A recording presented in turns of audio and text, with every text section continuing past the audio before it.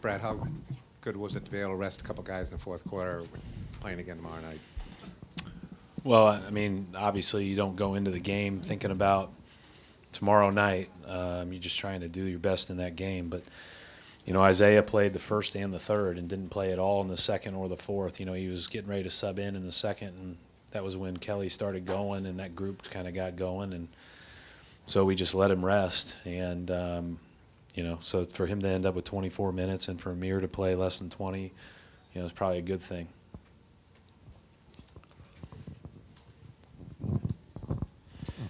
Coach, speaking of Kelly getting going, what were your thoughts on that little stretch that he put together at the end of the second quarter?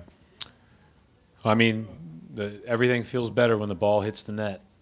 You know, I think that's the bottom line. I mean, he can shoot the basketball. He was clearly feeling good. And, you know, once he hit one or two, then, you know, the rim just looks a little wider. And it was good. We needed a night where we shot the ball well from three. So it was good to see the ball go through the net some. Hey, is Marcus playing with more confidence? I know he had the triple-double tonight, but is he just more of a swagger, second year, more confident?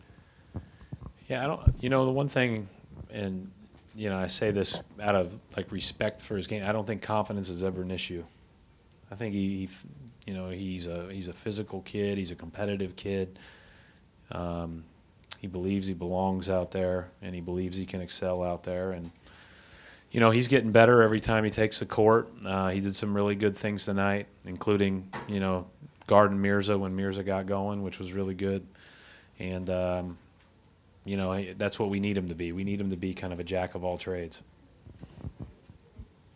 About Marcus, too. I guess, how do you gauge his progress from last year to this year? And is it even fair to do that given the injuries and stuff I'm like not that? sure from a shooting standpoint it's fair because of the rhythm of the season and the breakup and as far as him not being on the court for a month, you know, and not being able to really do anything basketball-wise for a month.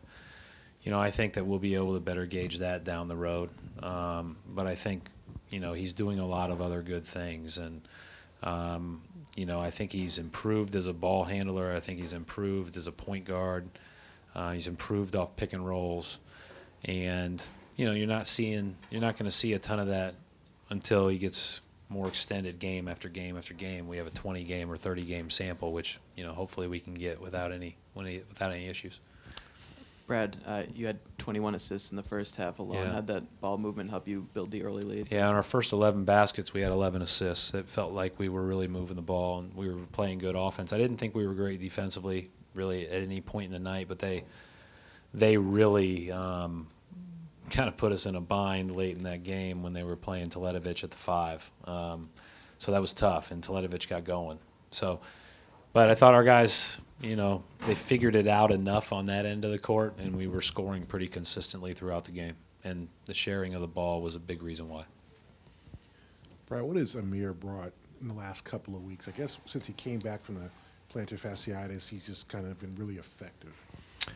Yeah, he's been really good.